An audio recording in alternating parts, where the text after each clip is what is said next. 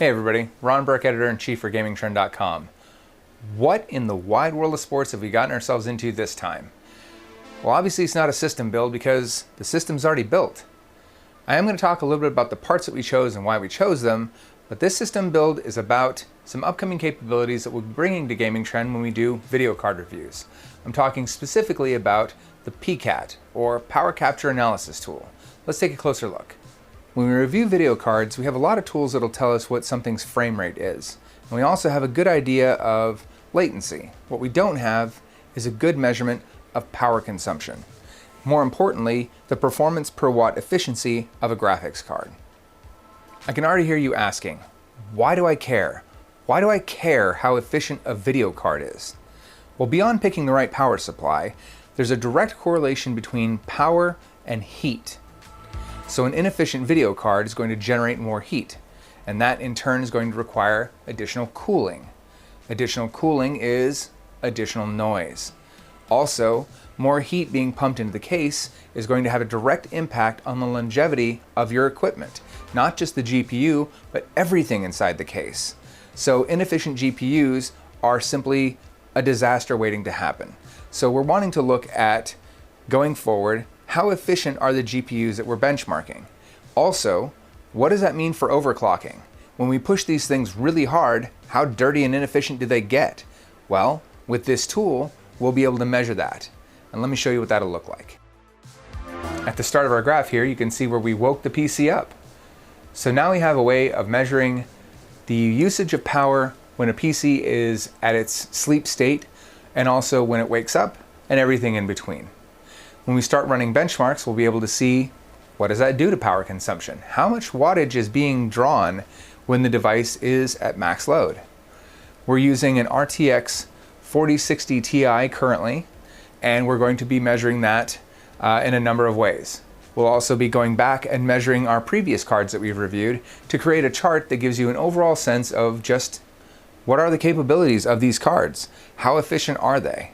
The other important feature is that we'll be able to benchmark against the established numbers that companies like NVIDIA, Intel, and AMD give to us. They provide us kind of an amalgam of many different factors that creates what they're calling a performance per watt measurement.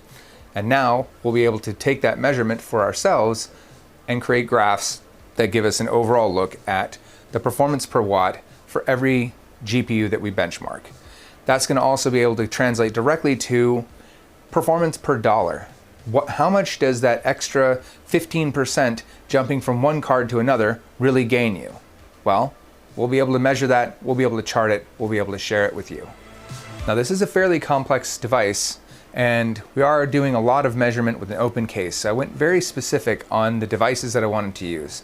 I've fallen in love with Be Quiet's cases. They are extraordinarily easy to work with, and as such, we picked their 802.